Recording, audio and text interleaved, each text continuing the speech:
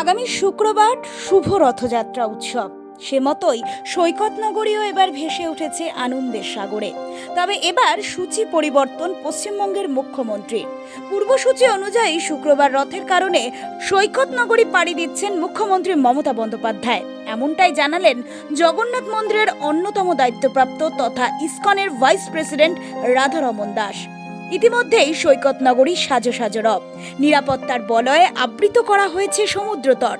নবনির্মিত জগন্নাথ মন্দিরের উদ্বোধনের পর এই প্রথম রথযাত্রা উৎসব, তাই টান টান উত্তেজনা রয়েছে সাধারণ ভক্তবৃন্দের মধ্যেও।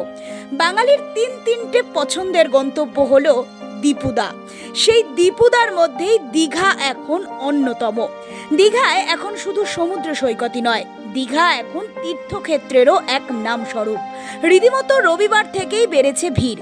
তবে আগামী 27 জুন রথযাত্রার দিন আরও ভিড় বাড়বে বলে আশা রাখছেন প্রশাসনিক কর্তারা।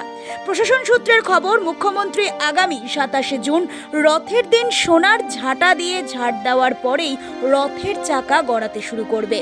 তারপরই চূড়ান্ত প্রস্তুতি চলছে সেই মতো। বিশেষ বিশেষ স্থানের মধ্যে মাহেশের রথ, পুরীর রথের নাম উল্লেখযোগ্য। তার পাশাপাশি দীঘায় এবার রথের নয়া সংযোজন। তাই জগন্নাথ দেবের রথযাত্রার মূল কেন্দ্র এখন দীঘাও হয়ে উঠেছে এক তীর্থক্ষেত্র। এখন দেখার এটাই, আগামী রথযাত্রার দিন ভিড় কতটা কোথায় এগোয়। Bureau report, Nobel Bangla.